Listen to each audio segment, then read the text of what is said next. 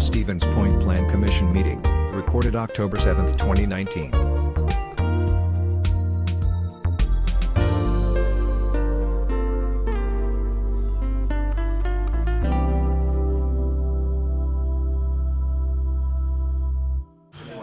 At 6 o'clock, we will call the City Plan Commission meeting to order. Can we get a roll call, please? Weeza. Here? Kneebone. Here. Arnson. Here. Cooper. Here. Haynes is excused. Hoppy. Here. Rice. Here. Perfect. We have a quorum. We have a quorum, so we will continue.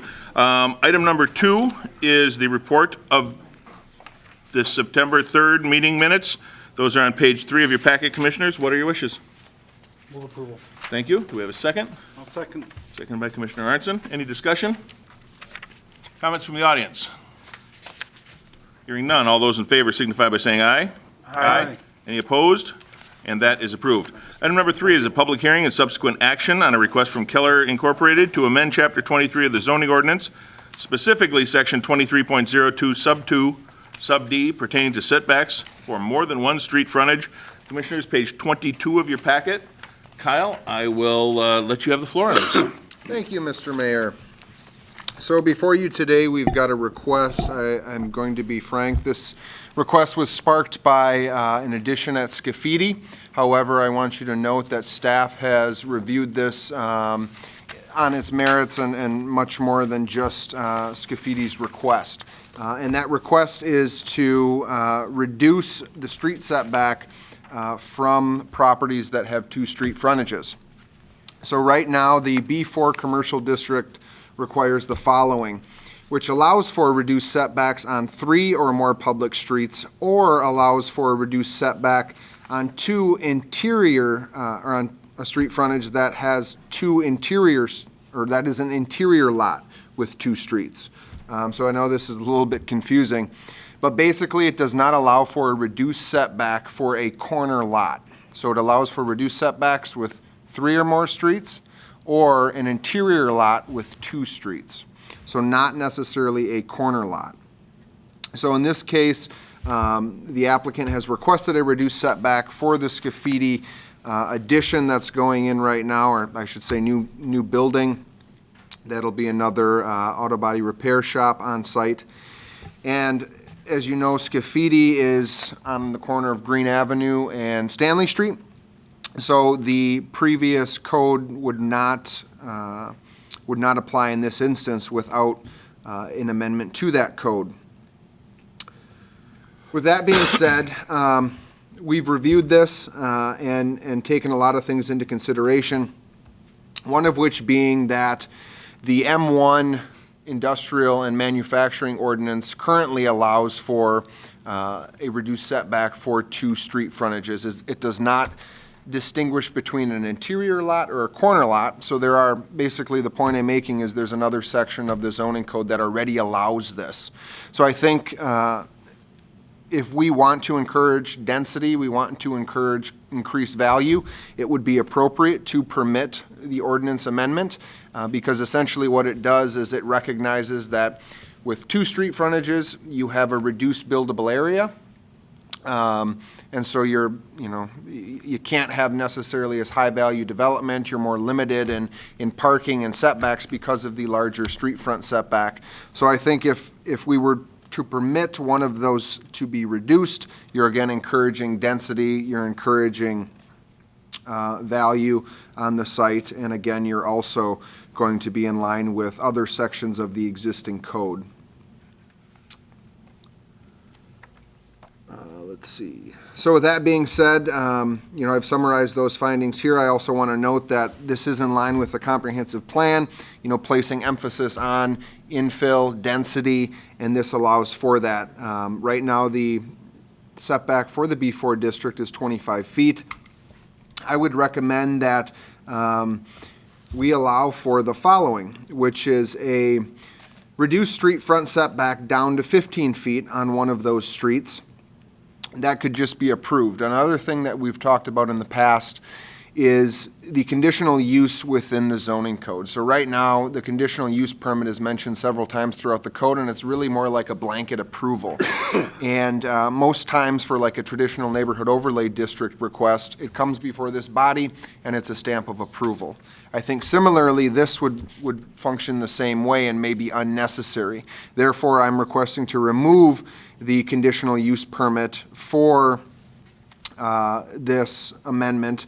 However, if the request is to go below 15 feet, that it would come before this body, because I think on a corner, once you get close to 10 feet, a lot of other things come into play in terms of the parking setback, the vision triangle setbacks on a corner, and so I think there would be value if it was below 15 feet to come before this body for a conditional use permit. But I think up until that point, there isn't going to be a whole lot more detriment going from a 25-foot setback to a 15-foot. I think, as I've identified in the memo, a side yard setback of 0 feet is permitted unless it abuts a residence. So if you're allowing a side yard setback to have a 0-foot setback in the B4 district, you could argue that that's going to be more detrimental to the neighbors than a 15-foot street yard setback that also has the street as a buffer. So with that being said, and aside from Scaffidi's request, I do think it makes sense and would recommend this amendment as identified. Thank you. Before I open the public hearing, are there any clarifying questions from the commissioners? I know that was a lot of information, so I'd be happy to clarify Well, anything. yeah, and I guess I do, because the following item relates to the same thing, Correct. but part of the purpose, and I don't know if we can address the following up front. but they're Let's do kind of that after the related. public hearings. Okay. But yes, we'll be able to address that. So the next two items are the ordinance change, which would then allow for the next item, if passed, for that conditional use. But it wouldn't necessarily be necessary to approve this for the next item to continue forward, because we could grant an exemption So- or a conditional. Yeah, go ahead. Let me clarify. So right now, the way I've identified this and been recommending this, they would not need a conditional use to reduce the setback if it's approved as indicated on the screen. However, they would still need a conditional use for the increased size because this building and this property falls within the wellhead protection district. So regardless, a conditional use will be required, and we will need action on the second item, but it's just going to depend upon whether it's for wellhead protection and/or a reduced setback.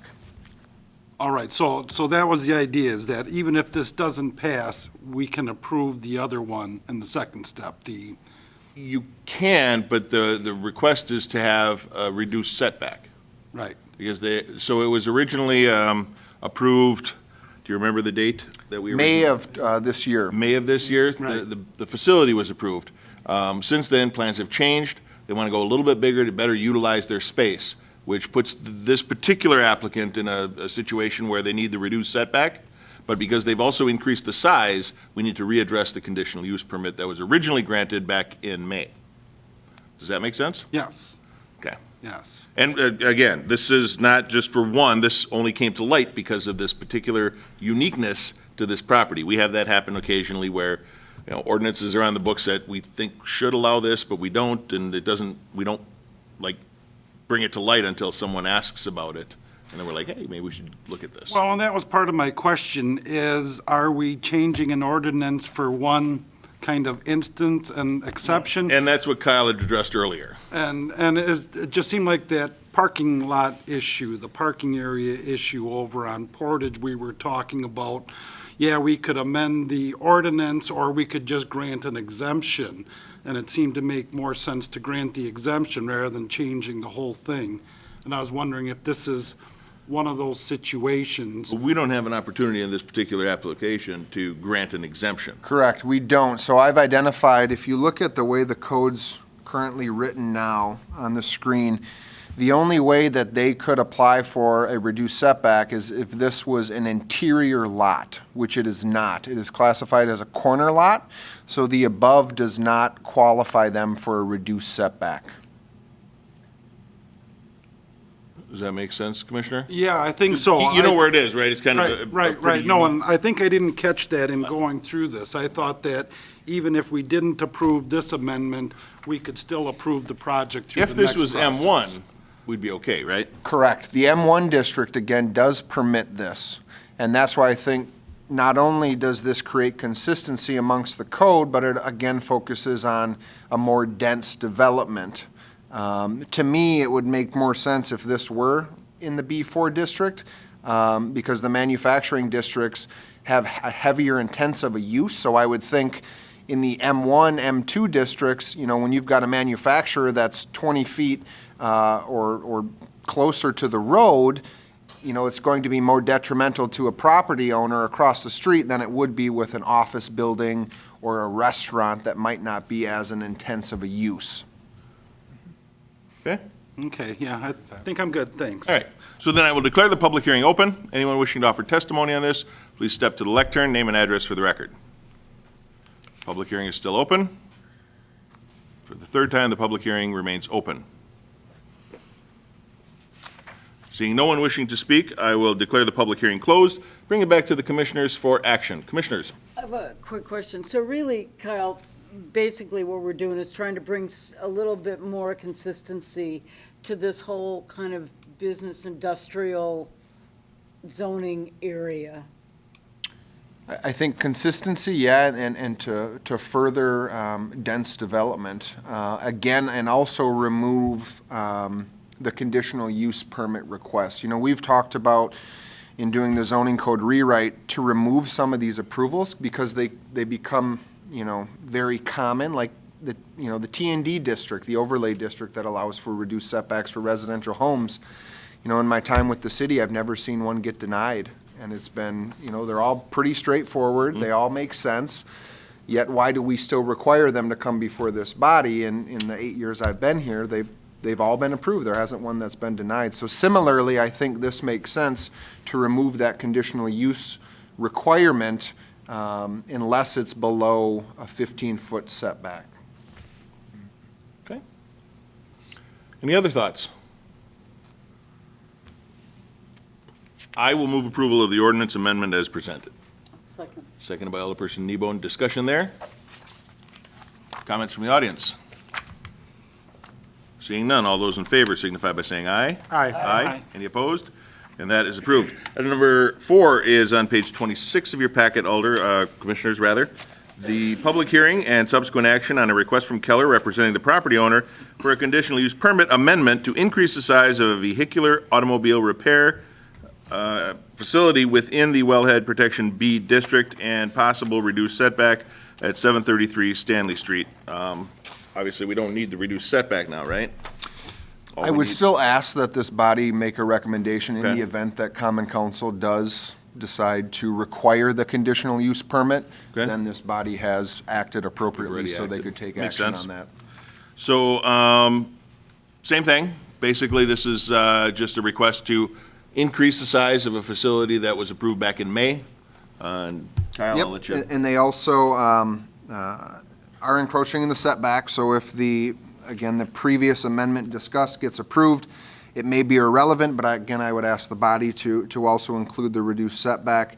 But basically, they're encroaching into the setback, let's see, by a few inches. So here it shows a setback of 24.822 feet, which again is just a few inches. So it's not huge, but again, it would require, you know, that review, and I think it is appropriate in this instance, and I would recommend approval. Okay. Before I open the public hearing, any questions from the commissioners? Okay. What is the other discussion about the wellhead protection? Is that where it's encroaching on? So we've, That it's, yeah, a lot of the wellhead protection discussion occurred in May. Basically, Okay. if you have a use auto body repair, yeah, oh. you have the we did potential talk to about it. house Yep. contaminants They're that going could to have affect the paint, groundwater. things like that. Wait, I will note that the addition isn't necessarily, or the increased size shown on the photograph isn't going to increase the amount of capacity for these Yep, chemicals. I do remember that discussion. You're right, So, we had that discussion. staff really has no concerns in that regard, with the increased in size, and I think the applicant can address that as well. Sure. Okay. I'll declare the public hearing open. Anyone wishing to offer testimony on this request, step forward. Absolutely. Name and address for the record, please. Joel Brightsman, 3733 Stanley Street, Stevens Point. I just wanted to explain why this 25-foot came about. We had the building set. We were considering a couple different pieces of equipment for the paint booths. And when we finally came to the end and started considering some of the options for actually our paint mix room. Originally, we were going to put the paint mix room interior to the building, and it was going to be a room in and of itself. We were having difficulty with coming up with the containment issues, and we decided to go with a pre-built paint mix room that is provided by the paint booth people. In order to have that, it had to go behind the paint booth, and we had to pull the paint booth out from the wall in order to do that. Doing that, the existing area that we had no room to stage a car in front of the paint booth. Thus, we pushed the wall back to make everything work much better. So Okay. it gives us a lot better setup for the paint booth, and it also solves the issues with containment for the paint mixing room. Okay, thank you. Public hearing is still open. Public hearing is still open. And Alder Dugan, Somebody else over there? go ahead. Alder Kathy Dugan, District 8. This is my district. I really appreciate the explanation that you just gave as to why you need a little extra space. That made a lot of sense to me. The only thing I've been a bit concerned about, perhaps I just am not visualizing it correctly, is whether this addition will bring the building even closer to the apartment buildings that are very near to the south. I wonder if anyone can address that. Thank you. Public hearing is still open. Hang on. We'll get to that. Public hearing is a legal process that we have to go through to take testimony. We don't engage in debate, but we will ask you to answer the question after we close the public hearing. Public hearing is still open. For the third time, the public hearing remains open. Seeing no one else wishing to speak, we'll declare the public hearing closed, and we will bring it back for action. Sir, if you'd like to come up and address Alder Dugan's question, I would appreciate it.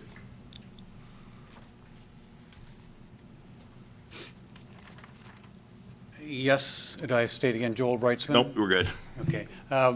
Yes, it is going to bring the building closer to those apartments. However, there was planned parking area anyways, and so we're going to be reducing the parking area with the building area. So less vehicles So there's there. no more finished area than what was before. Okay, thank you. Kyle? did you have I do something? want to add to that, and you'll see up on the screen, the first condition. Originally, back in May, they showed a site plan with a fence, and part of the zoning code currently requires any storage of vehicles or parking for that matter to be screened with either fencing or landscaping. The minimum height for a fence to screen, I believe, is 3 feet.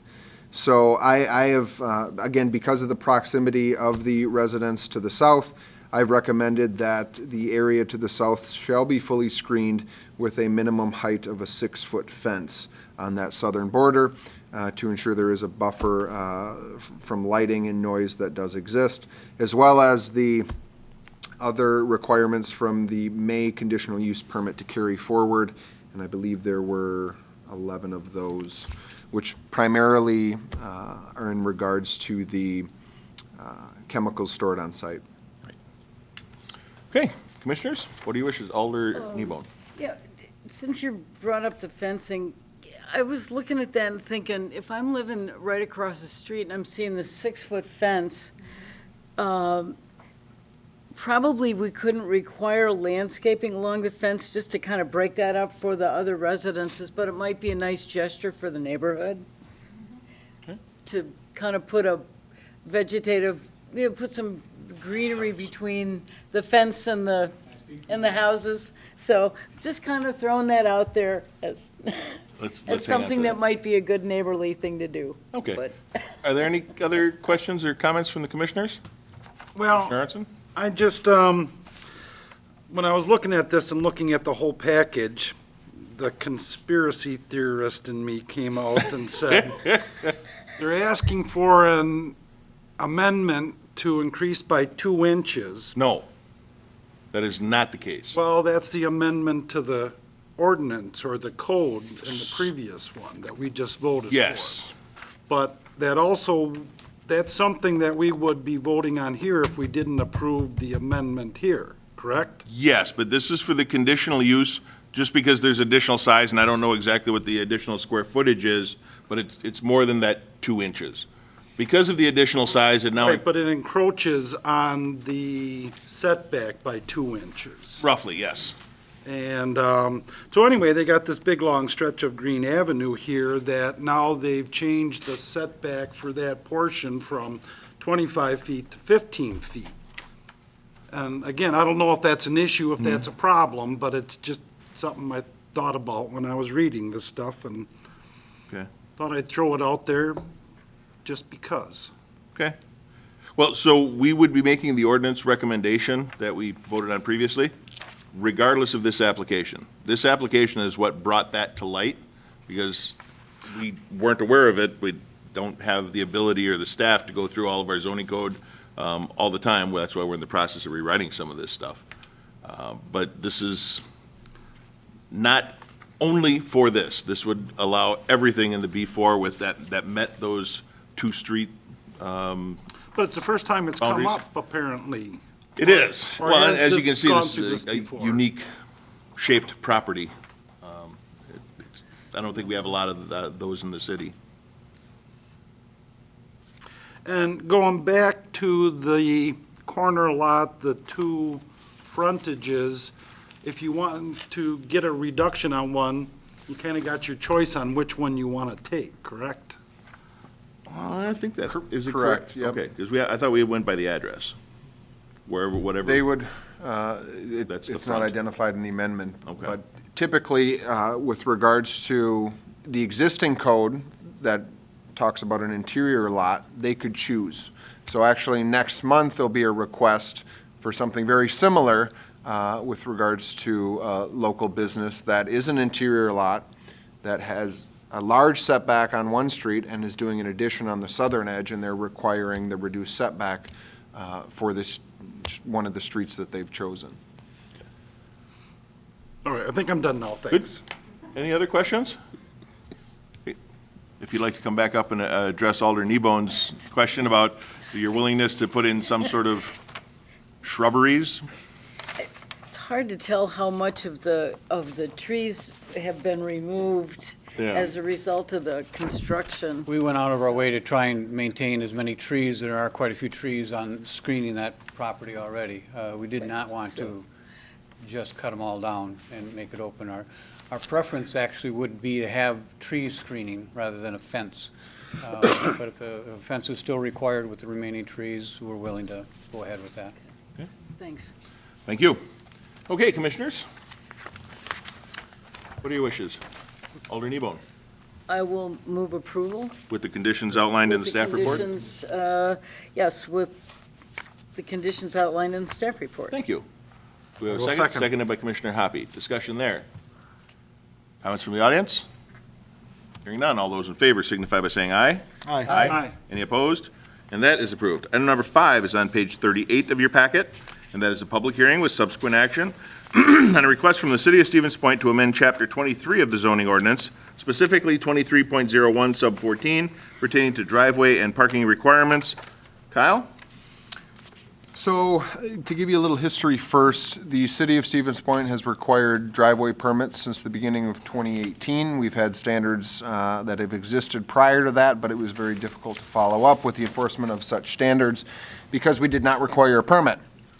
Since we've required the permit in 2018, we have also amended the driveway standards several times, most recently last fall.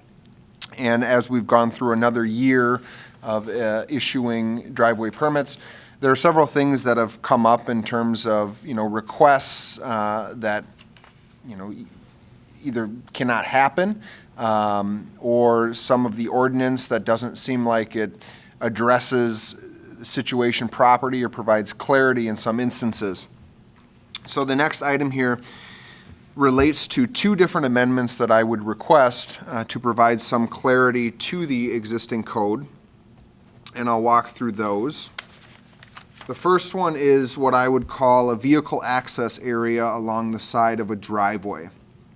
So right now, the code says that if you have an existing garage, attached or detached, your driveway has to lead to that structure, and you can't go beyond that structure or the plane of that structure. You also cannot have vehicle parking within the front yard, within the setback area, unless it's in a driveway that leads to a garage, detached or attached.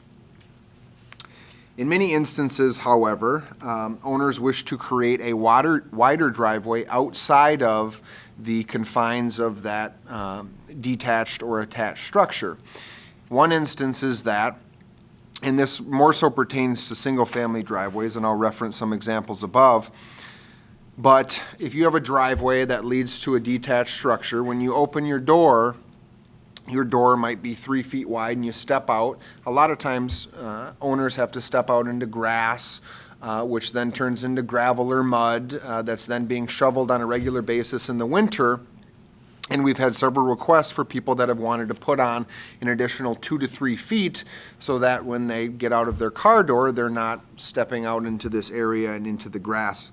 And again, this really makes sense with single-family driveways that lead to, or single-stall driveways that lead to single-stall attached or detached structures.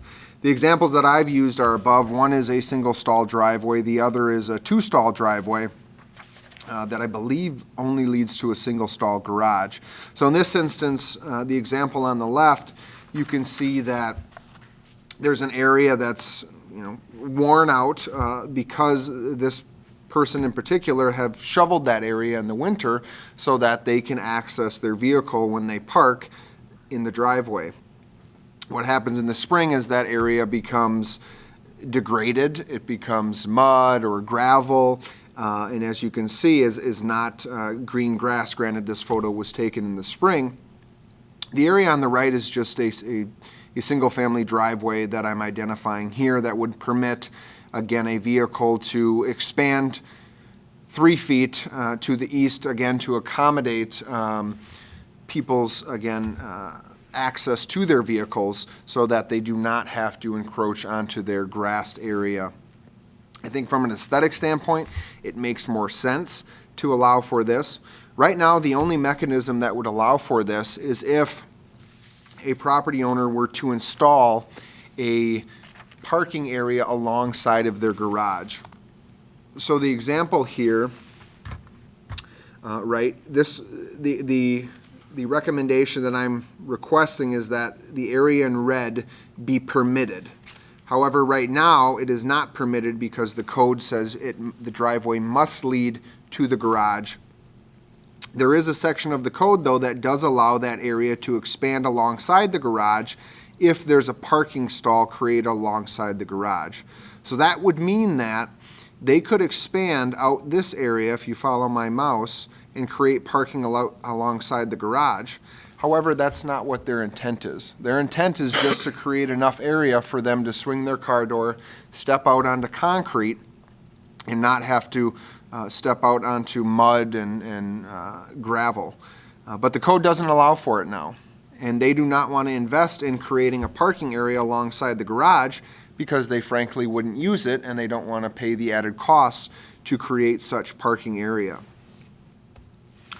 Therefore, I would request the following language to be added that would allow a 3-foot area alongside a driveway to be permitted on either side of the driveway. They also have to meet, though, the existing requirements of the code with regards to setbacks from property lines, as well as total driveway width, apron width, and any other applicable requirements for that vehicular access area. Questions for Kyle before we open it up? Okay, I will declare the public hearing open. Anyone wishing to offer testimony on this request, step forward.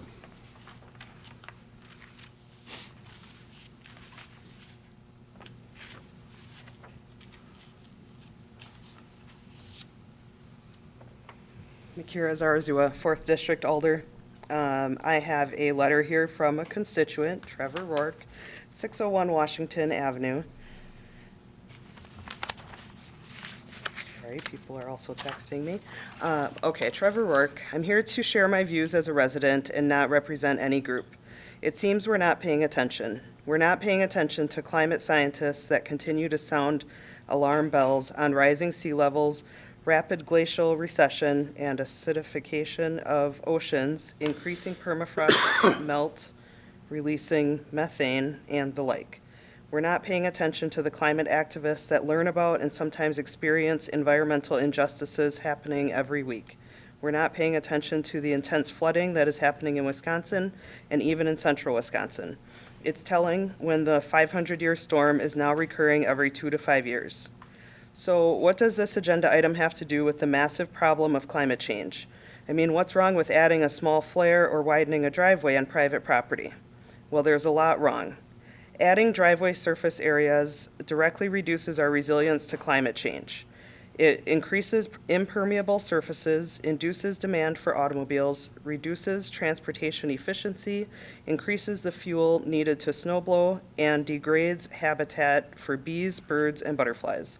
And for those on the Plan Commission, city staff, or public officials not taking climate change seriously in our planning, just look to Houston. In 2017, Houston was hit with its third 500-year flood within 3 years, Hurricane Harvey. Not only was that unprecedented, it's almost impossible within our understanding of normal weather events.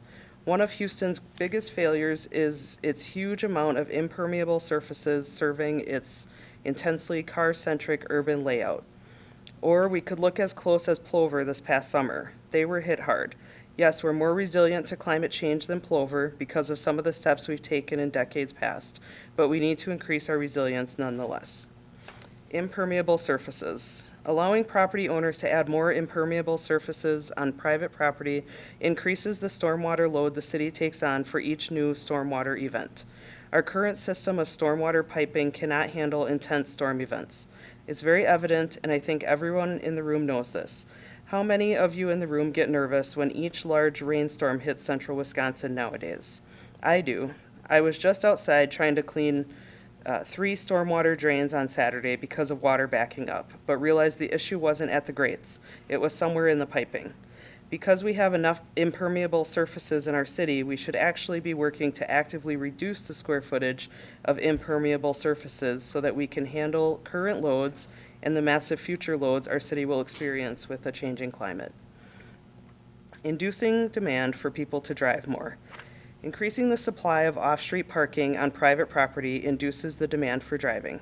How? When we allow a new zoning amendment like this, we as a city say to the resident, yes, we support your additional car purchase. Yes, if you're a landlord, we welcome your higher car per tenant ratio.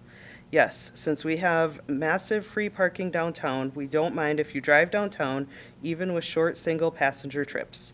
Why are we making driving even more convenient when walking is much less convenient, biking is much less convenient and feels more dangerous, and transit is less convenient? By the way, those last 3 modes of transport are more efficient, have better ROI, pollute less, and increase our resilience to climate change much more than driving cars. Inefficiency in budgets. I alluded to the massive parking supply downtown, most of which is free to use. Look no further than the Crosby Lot, Water Street lots, and Centerpoint North lot. Those have direct relationships to the dated current zoning with parking minimums, our lack of density, and our dependence on the automobile. Yet they're extremely expensive to maintain, even though these lots sit less than half full for 90% of the year. This is inefficient and a waste of taxpayer money. Building more off-street parking, even though it's on private property, exacerbates this fiscal problem due to induced demand. Proper street parking management. I know some people disagree with me because they want that extra space to park a boat, another car, or even a camper, or more important yet, allow visitors convenient parking. Yet we have plenty of streets. If we properly manage our street parking and restrict building more off-street parking, we allow for more climate change resilience and we reduce our continual induction of demand. So really, this agenda item should be about setting parking maximums. Habitat loss. In this car culture we live in, who's going to win every time? The homeowner that wants more parking spaces or the honeybees that just want habitat to live in? How about butterflies or the birds? Humans win, of course. What would the Lorax say if he were here today in this room? That's right, I am the Lorax and I speak for the trees. Addressing needs. I understand this desire because some landlords already have cars parked in grass or dirt areas, and some residents say they don't have enough parking space. Yet we need to be clear, this isn't a need, it's a want. So if you vote against this and someone suggests you're infringing on their rights or it's unfair, please ask them to consider a couple of things. 1, Stevens Point residents, public officials, and staff have all committed to reducing our impact on the climate. We continue to better our understanding of our impact, and this is one small step to reduce it. 2, we have plenty of streets, and instead of degrading private property unnecessarily, we need to use street parking more effectively, even if we're not used to it. Saying no tonight helps us more effectively do this. Owning it. Apparently, we have forgotten a very important proclamation from the Stevens Point Comprehensive Plan adopted by Common Council January 16th, 2006. I've read this statement in this room before in City Hall, and I think at the ADRC. It reads, quote, "Our transportation system will offer a balanced environment for cars, transit, cyclists, and pedestrians," end quote. Really? It's been 13 years since that adoption. How balanced are we? If you stick to this statement, which we're supposed to, then we should be actively reducing our off-street parking supply on public and private lands. Because we're so very car-centric, we continue to avoid analyzing this problem. Today's a good chance, so let's own it and say no. Thank you for your time. Trevor Rourke. Thank you. Alder Dugan.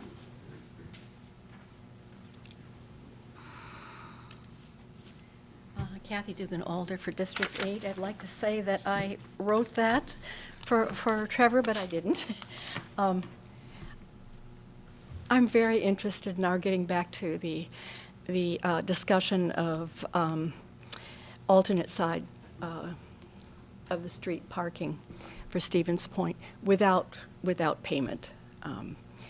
It works in Wausau. I think it works in Marshfield. It in some of our area, not just Madison and some of the bigger places.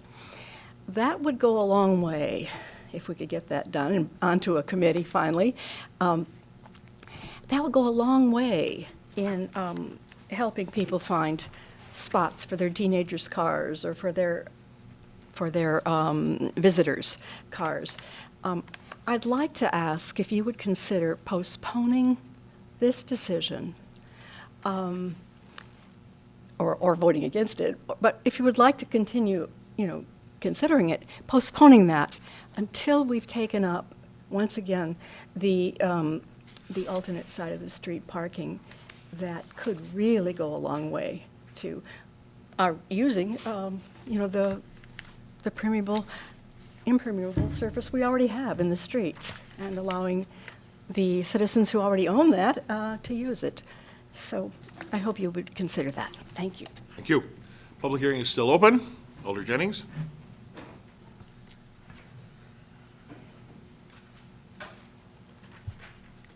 Tori Jennings, Alder, District 1. I guess I would also share the question, why is this coming before we've reconciled parking? And I want to once again make a plug for we need a parking authority in the city. And this feels like deja vu. And I'm just wondering, why is this being called driveway rather than sidewalk? And if this were me, I would just be putting pavers down. I mean, couldn't the person just put pavers down? But I think it is a legitimate question to ask, why are we calling this driveway and not sidewalk? Because in my district, with landlords, this will be exploited as further parking. I know that, so, thank you. Thank you. Public hearing is still open.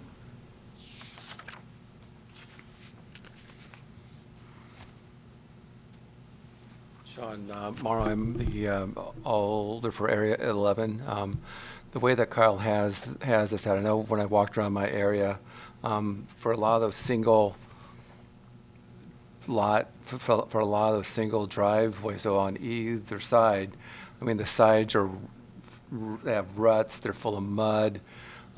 There's a bunch of runoff from that area because when they do try to plow and so on, it scrapes everything off. And because those houses are older and those driveways are smaller, I don't see it as a way for more, I don't think it's a way for people to add more cars, but I think it's more to try to help clean things up so they don't track mud and so on into their house. The way that Kyle has this pour-out trade, I don't think it is, I don't have any concerns that it would be used by landlords or others to like pave more.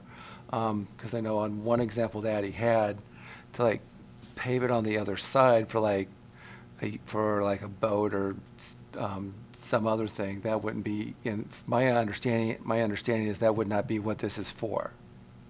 It's just to put a little more out so that the homeowner can like kind of preserve the yard that they have, maybe stop some of the erosion and wear on the other side of the driveway, so it's not also going to damage the driveway as well, as it's always getting mowed over, plowed, scraped, and so on. I think the idea sounds good. I'm not really concerned about it going too far the way that it's worded now. Thank you very much. Public hearing remains open.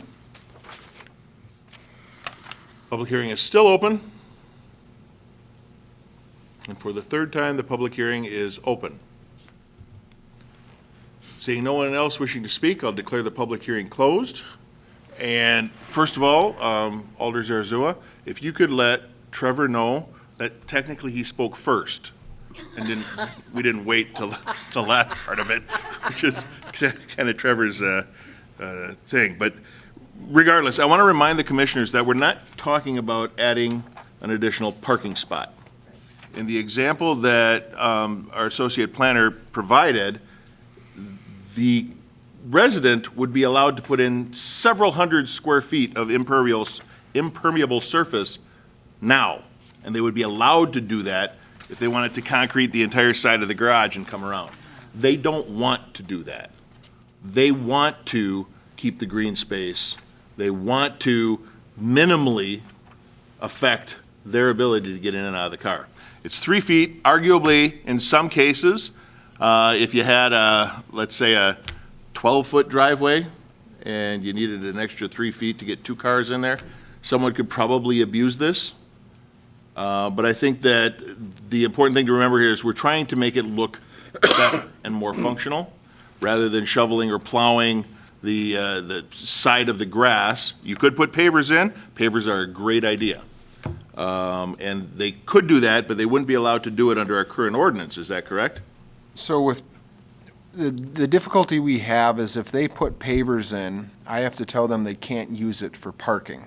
But we don't want to get in the habit of policing and creating a list of these properties that may have pavers along their driveway, because then, you know, how are we going to ensure enforcement? Are we going to drive by on a weekly basis to make sure they're not using those pavers for parking?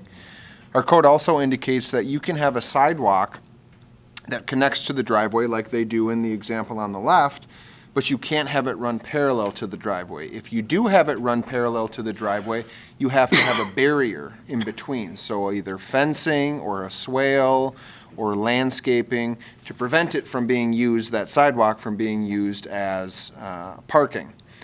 So, you know, well, I think pavers is a good idea. The reason I'm requiring, I think I require the same material, is because, you know, I think from an aesthetic standpoint, if they came in with gravel, a 3-foot swath of gravel, it might not be as aesthetically appealing as brick pavers or cement or even, buried wood timbers for that matter. However, our code does permit the expansion of gravel driveways now. So if they wanted to do, again, a gravel parking area alongside the garage off of their concrete driveway, they could do that. So if this body feels as though they'd like to permit this with a different material, pavers or gravel, I think that would be fine. The reason I'm not recommending that is because purely from an aesthetic standpoint, I think it would look awkward to have a 3-foot gravel area next to a 9-foot wide driveway. Thank you.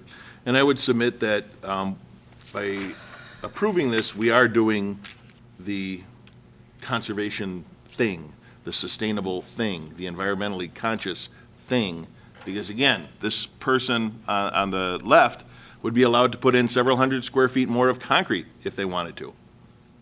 We are giving them another option that doesn't currently exist to allow them to keep more green space. It is unfortunate that there will probably be some people, as Alder Jennings said, that will take advantage of this. So it's the call is yours. Oh, one other thing I think we should mention, because Alder Dugan brought it up. We would be submitting this request regardless of what happens with overnight parking on the street. If we determine at some point in the future, maybe this month even, that we're going to allow on-street overnight parking at no cost on odd, even numbered sides, we would still be submitting this as a request. So postponing it for that reason, in my opinion, doesn't make sense. But if you wish to postpone, you certainly can. I don't know that it's necessary to do so, though. Commissioner Arnson. You couldn't add 3 feet on either side of the driveway, could you, or on both sides? The way it's written now, you could. The code states that you cannot create parking in the front plane of the house. So that means that in the example to the right on the screen, right now the code says you can't expand your driveway to the left, right? So the right example to the left, opposite of the red outline, the code says you can't do. The code says you technically can't do what's on the right either. But the way I've written it and recommended it, you could do it on either side. So in this instance, it might make more sense to do it on the, again, the example on the right. Maybe we just add the words, allowing it to one side of the driveway. I think we need to add that, because I think in your question is if it's like both of these are attached structures, but if it was a detached structure, you could possibly have 3 feet on both sides. Right. But because these are attached, you'd only be able to do it on one because the other side would be the front area. So I think, I agree with the suggestion of that. I don't think you want it on both, even if it's a detached garage. I think 3 feet would still be sufficient amount for one side compared to both. You're saying that's 6 feet. That's a pretty decent amount, 6 feet. Yeah, and I don't think the intention was to allow it on both sides. Right, but I think you need to put that language in there. Or is it a That it's total only of allowed. 3 feet on both sides, so you could do 1.5 feet on each? And if that's the motion that would to be made, I think it should, we can clarify this when we submit it to council. But right now, the way it's written, it would be 3 feet permitted on both sides of the driveway. But it says on either side of the driveway to a maximum of 3 feet. That implies it would be one or the other, and I would defer to the city attorney on the language for that. It says either side. Okay. Yeah. Does that Seems on imply either side, You both? can put 3 foot on this side and 3 foot on that side. You get them on either side. I think you want to clear that up a little bit. Yeah. Yeah, I tend to agree. Keep in mind, this is the first of 2 amendments that I'm recommending. So there is a second amendment that I've not spoken to yet, but you've read in your Right. agenda packet there. And you could certainly take action on them separately, or you could take So action why on don't- them altogether. Why don't we just do this? Just where it says maximum width of 3 feet, let's just say, add a word total. Total. That'll give you the flexibility of 1.5 feet on either side, 2 feet on one side, 1 foot on the other, or 3 feet on one side. Yeah. City I would attorney, agree do you more with concur? I think if you phrase it that way, certainly that would be the effect. Okay. So then I will make a motion to amend the proposed ordinance amendment to include that, where it says to a maximum of or at a maximum of 3 feet. Total. Adding the word total before the period. I Is there agree a with second to that amendment? I would Seconded second. by Alderperson Kneebone. Any discussion on the amendment?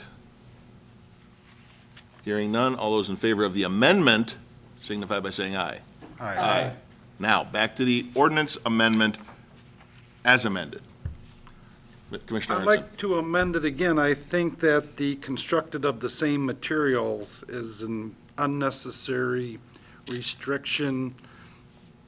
Maybe it's in my situation, but I got gravel next to concrete, and if you got concrete, it could be a considerable expense to add 3 feet along that length, much less than gravel or pavers or permeable.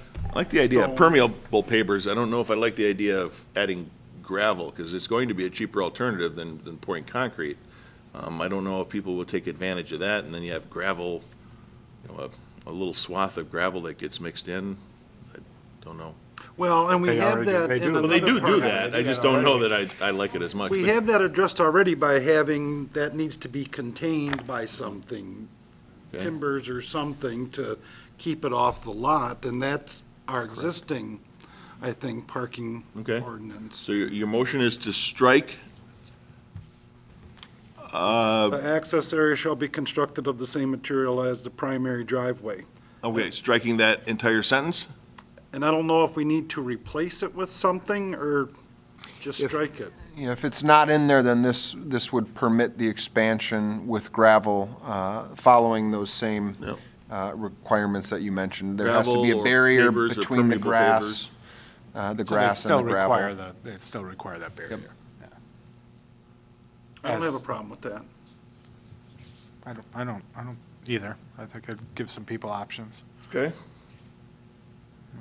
Any other thoughts on, I mean, there's going to be, I agree with him that I agree the aesthetic appeal, but there's going to be some situations where aesthetically it's not going to be as obnoxious. If it's, or, I mean, it's not going to be as, And it's As much, their I mean, call a little their bit. It's the call a little bit, homeowner's yeah. aesthetics. I don't know if it really affects the Neighbors? passersby. I can tell you that my neighbor has gravel, and I find gravel on my driveway. When they cut the grass, it goes flying. As long as it's contained, and isn't that the way it is now? If you're going to put in gravel, you've got to have it contained in at least. Anything new. New, correct. I can't right. retroactively Right, require so, yeah. somebody has gravel to come up If to the the- standards. Rationale for this is to provide just some space to get out of the car. I think some kind of, do we say permeable paver or the same material? Permeable could then allow gravel, or it could be something a little bit nicer. I don't know. Do we need I to, think he's just arguing to amend just to strike that of the not- same material. just let them do whatever? Let them do what they want. Is there a second to the amendment? I would second that amendment. Okay, Commissioner Hoppy seconds the amendment. I would submit that I don't think we should do this, just because it opens it up to a lot of other things. If we want to allow, for example, permeable pavers, or concrete, or asphalt, then that's what we should say. But to strike it and just kind of leave it open, I think gravel's a bad idea. I understand it's property owners that want to do this, and I don't know how many of them would take advantage of it, but it's the cheap way out. If you really need this to get in and out of your car, I think you'll be better off doing the right thing. Permeable pavers is a great idea. Alder, are you going to speak to the amendment? Yes. Take to the podium. The amendment is to strike the line that talks about the material being used. Yes, I want to talk about the material. But I also want to clarify, for me, are you just voting on this portion and not going on to the next? We will be going on to the next. Yes. This is. Voting this is separately. the- oh, yes. Okay, that's, okay. So we're talking about gravel. I want to tell you, District 8, it has bigger lots than, right in the older part of town. People use gravel a good deal next to their, two-car garages and driveways, and it doesn't get contained, and it doesn't get maintained, because we've got grass going up all the time. We've got more and more rentals in the area now, and gravel's used regularly. So I'm not a fan of gravel at all. I would think that maybe one of the options that the mayor mentioned would be better. Okay, thank you. All right, commissioners, we have a motion and a second to strike the line that talks, that says, and I'm apologizing because I should probably read it from this side. The access area shall be constructed of the same material as the primary driveway. The motion is to strike that line. And I'm thinking more of the permeable pavers now, so having more language in there. Okay, and we can certainly do another amendment if this one Yep, so doesn't pass. justifying why I might vote differently than my second. All right. All those in favor of the amendment signify by saying aye. Aye. All those opposed? Nay? No. Okay, the motion fails. I would consider offering the next amendment, which would be to replace the line, then replace it with, the access area shall be constructed of the same material as the primary driveway or permeable pavers. I'm okay with that. Is there a second for that? Seconded by Alderperson Kneebone. Discussion on that. Hearing none, all those in favor of the amendment signify by saying aye. Aye. Any opposed? That amendment passes. So now we have the ordinance amendment with two amendments that we need to consider. What are your wishes? I approve the ordinance amendment as amended. Motion to approve the ordinance amendment as amended. We have a second? That's correct. We'll give the second to Commissioner Cooper. Discussion there. Hearing none, all those in favor signify by saying aye. Aye. Any opposed? And that is approved. We have another ordinance amendment, and I will let our associate planner talk to that one. So, I hate to say this, but this one might be even a little bit more complicated. But I do have some examples that I'm going to cite. So in this instance, and actually I'll probably just break right into the examples here. But basically, the code fails to clearly identify parking again in front of a garage that may be beyond the setback or beyond the plane of the house. And I think the examples will help you understand what I'm trying to clarify here. But again, the code says if you have a garage, the driveway has to lead to the garage. In this case, we have a garage, and the driveway is leading to the garage. They also have a sidewalk on the north side coming off, leading to a service door and leading to a deck. This garage is well beyond the setback. It's well beyond the plane of the house. It's meeting the 3-foot side yard setback, as is the driveway. However, you can see they've been parking vehicles along the south side of the driveway. And they would like to expand to create parking along the south side of the driveway. I'm going to go over 3 things here.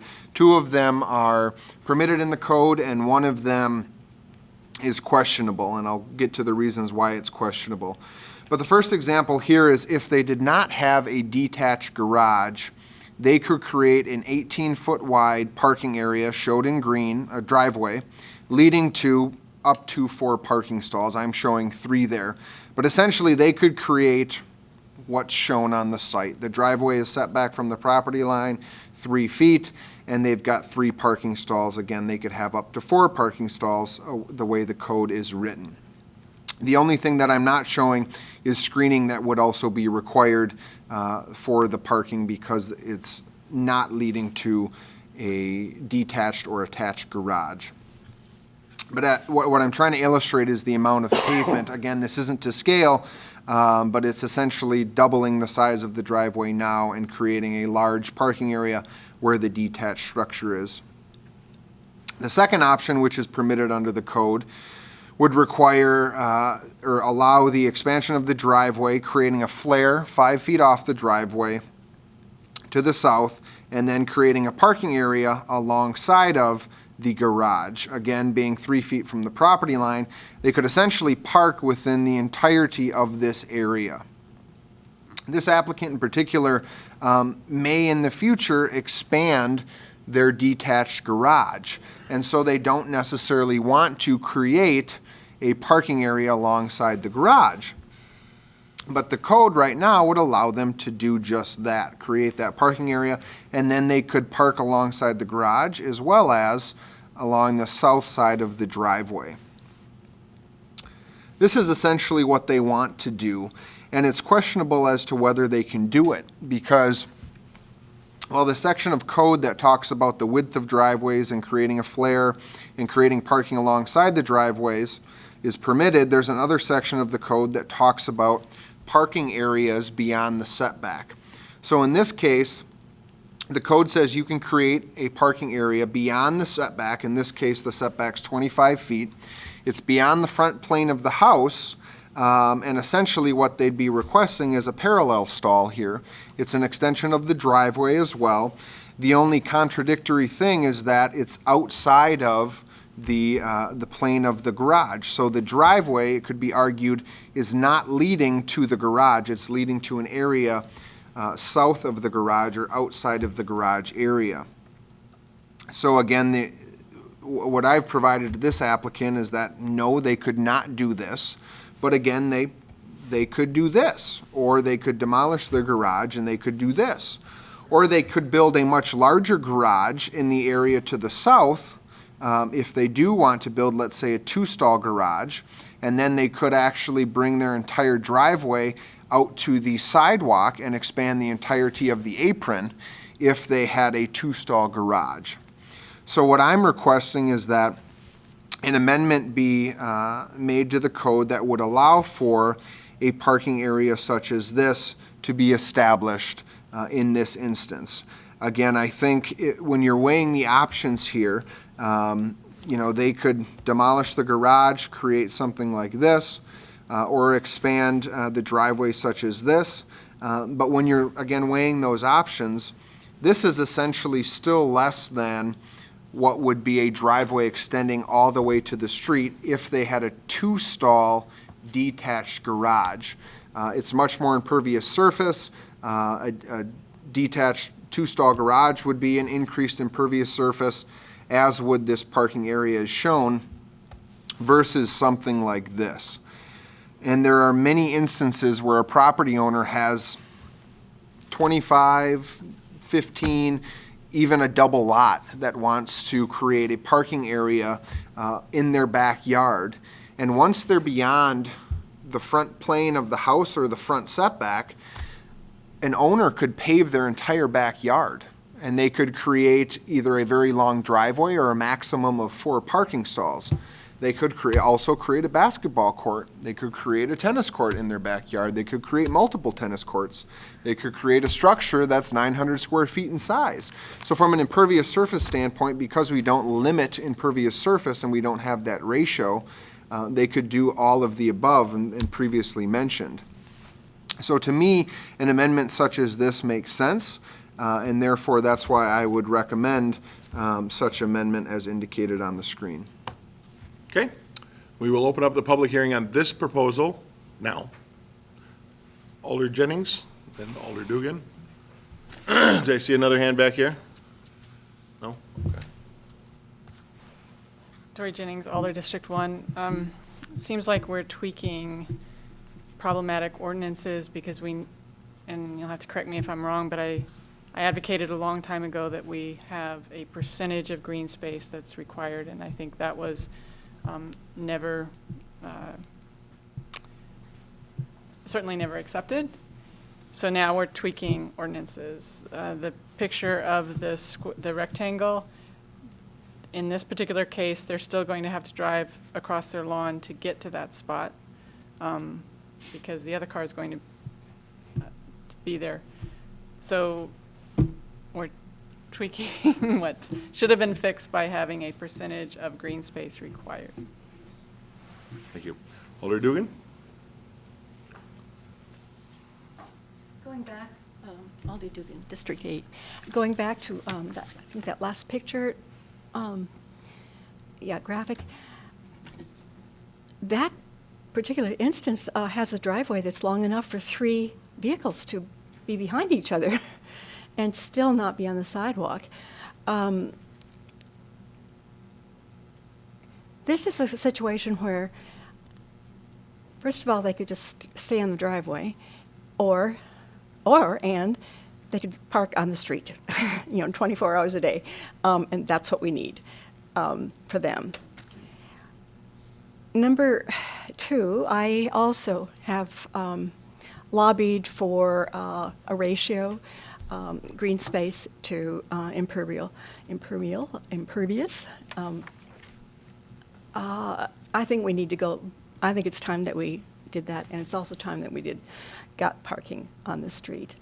This is, I understand in Mr. Kern's, from his perspective, yes, this is logical. But I think it's time to just say no when we're getting these big requests. This isn't just 3 feet along the edge. This is a lot more, and the others are a lot more too. In my district, on the street where I lived until a couple of years ago, it's a neighbor put in a 5-foot flare going all the way up the long driveway and then all the way up on the side of the garage as permitted. And it is an amazing, amazing amount of concrete. But there are so many people who would love to do that in the district where I am, where there's plenty of space on their lots. So they would like to have even more area. I really think we just have to say no at some point. This is it. And then we have to go give them other places on the street to park. Thank you. Public hearing is still open. Public hearing remains open. For the 3rd time, the public hearing is open. Seeing no one else wishing to speak, I'll declare the public hearing closed and bring it back to the commission. Again, commissioners, this affords staff the opportunity to grant licenses or permits that use less concrete and impervious surface than they're currently allowed to do. Alder Dugan spoke about the houses in her district that have it come all the way along the garage. That would be allowed in this case. They can do that, which would meet the need that they're requesting, but it also is A, more expensive, and B, puts a lot more concrete on the property. This allows a little bit of flexibility if someone doesn't want that, to take a reduction in the amount of impervious surface that they are creating by adding a smaller space. Our zoning code currently doesn't allow that. If you want to, you have to do it all the way along the garage. I would argue that expense might stop them Expense is from going to doing be, it. yeah, expense is a big factor there. So this one I'm a little bit more troubled by. The expense would stop them from doing it. The allowance of this would allow them to do it, would make it more affordable for them to do it.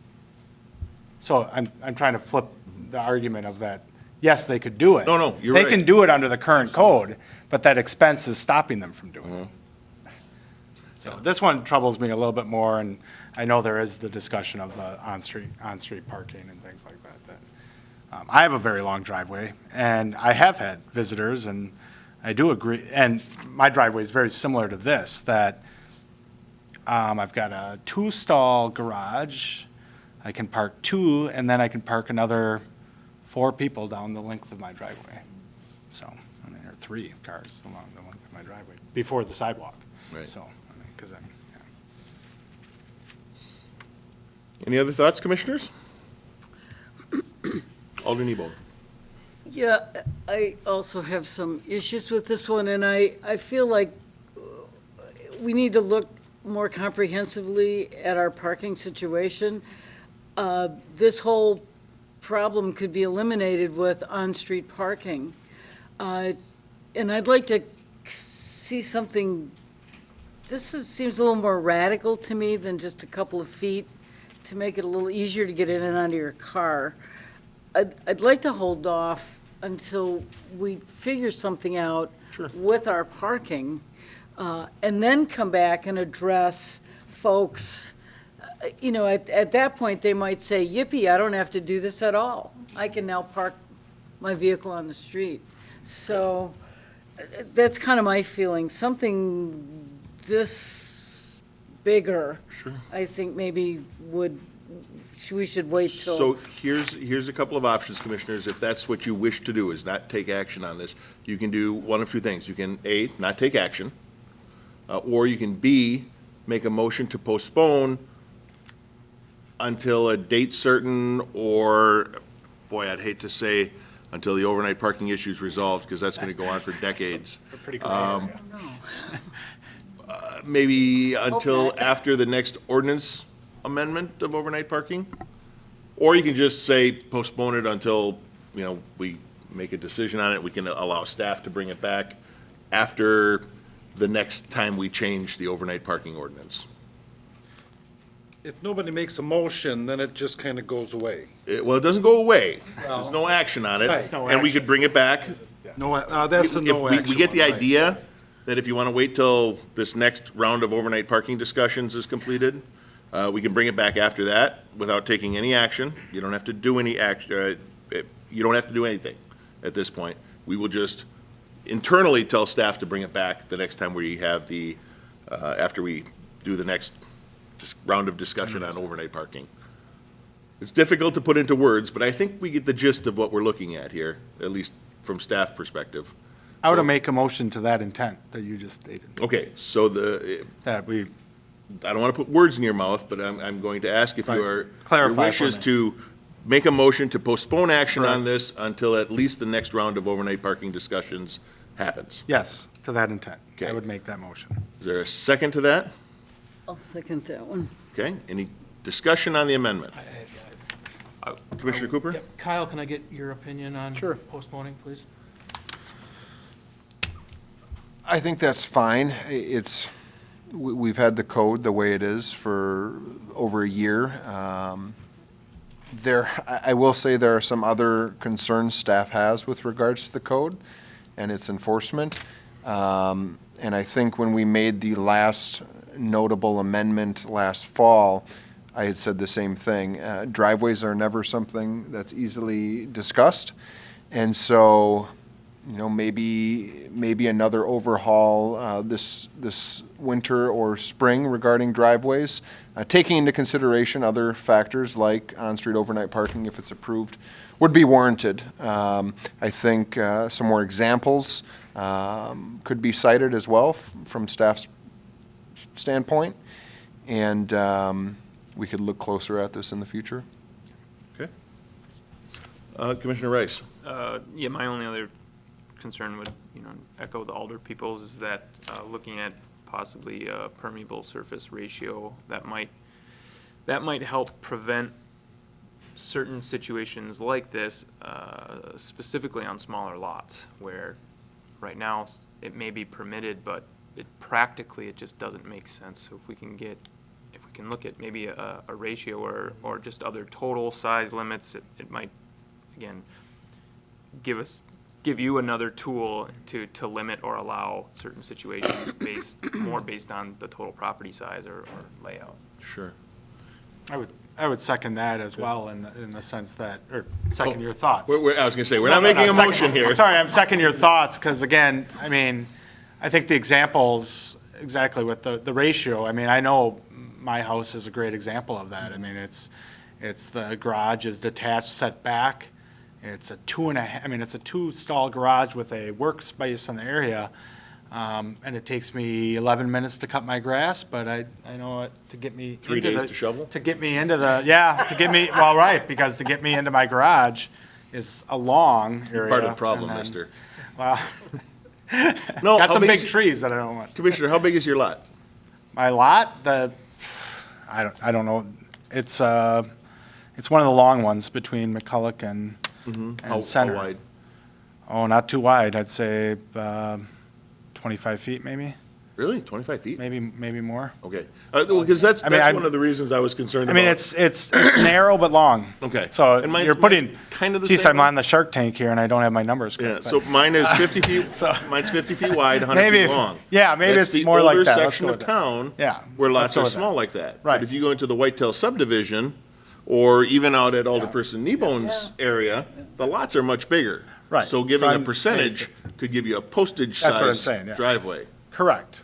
on the smaller lots that are in the older part Well, of town. but it would also limit how they built this detached garage. Yeah. I mean, my detached garage is huge for the size of the lot that I'm on. Yeah, I like the idea of the maximum square feet. Yeah.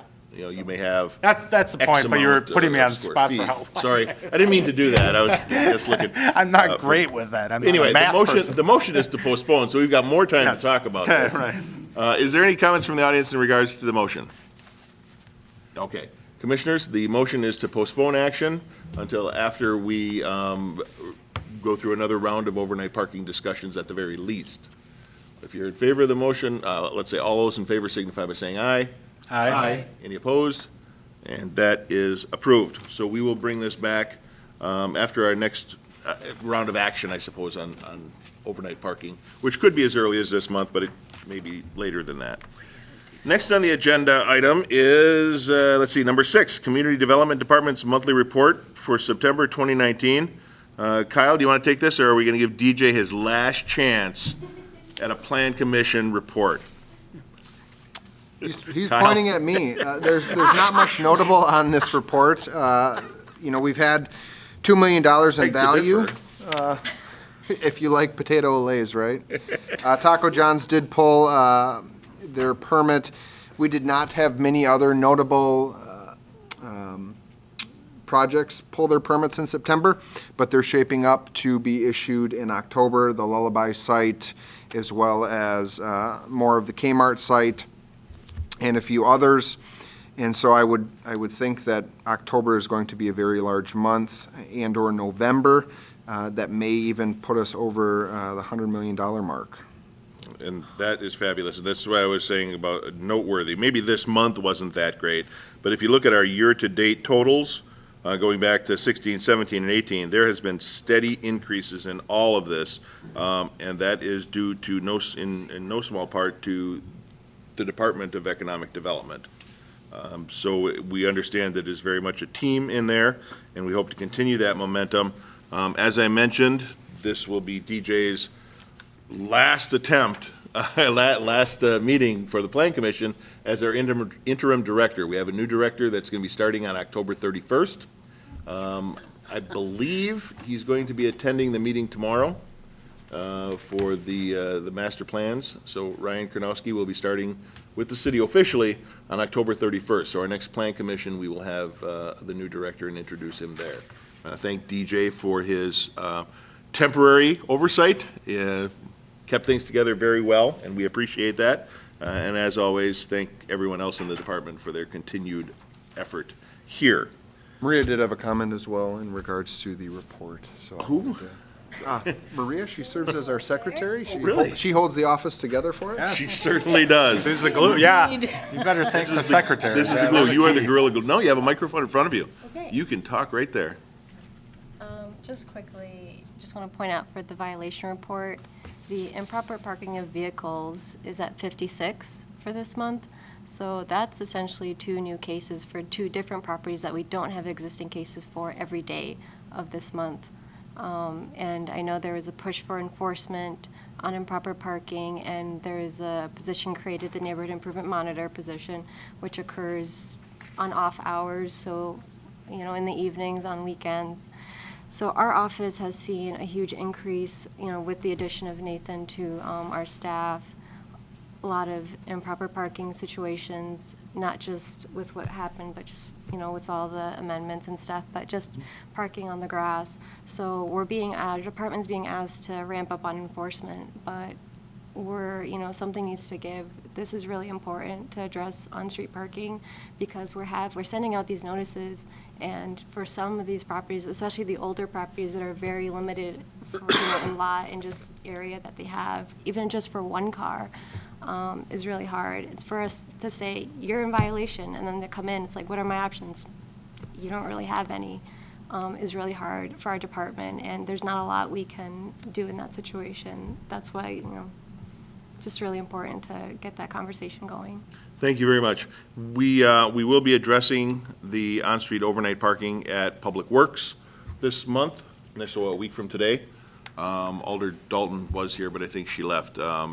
We inadvertently somehow got it put on public protection, and even though it didn't really matter what committee, the committee decided to postpone action on it so we could get it on the Public Works Commission or committee.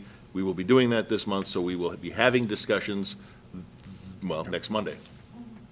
Okay, and next on the agenda is the staff update. We kind of touched on that a little bit already, but You mentioned it. There is a joint meeting of the Redevelopment Authority, the Plan Commission, so we should see you all tomorrow night, and the council regarding the downtown corridor study and Division Street corridor study. Vandewall, the consultant for the plans, will be providing a presentation, and it will give the bodies mentioned an opportunity to comment and provide feedback. Again, these plans are in the final stages, and adoption could happen hopefully in the near future for these plans, which then would lead to implementation and hopefully some of their recommendations coming to fruition in the next couple of years. and I want to be clear on that too. The plan that we're considering tomorrow isn't an approval of the components of the Correct. plan. We hired Vandewall to do a study on those two specific areas. They took input. They've been working on it for a couple of months, took input from a variety of sources, and now they are presenting their final product. That doesn't mean we have to implement every single piece. You're not approving any pieces. You would just be adopting the vision or the plan. Each component of that plan would still have to go through some sort of vote process to get to happen. But I want to be clear on that because someone commented that if we adopt the plan, all of these things are approved, and that is absolutely not true. I'm sure everyone on Facebook is watching this meeting right now. Yes, yes, they are. It's important to note that because it is a I visionary know, planning yes, document. It is not an Right. implementation I have plan. had to It tell is not people, a feasibility study. It's a very visionary, high-level planning document. Right. Okay, with that, our agenda is exhausted. We will see you hopefully all tomorrow night, and we are adjourned at 7:23.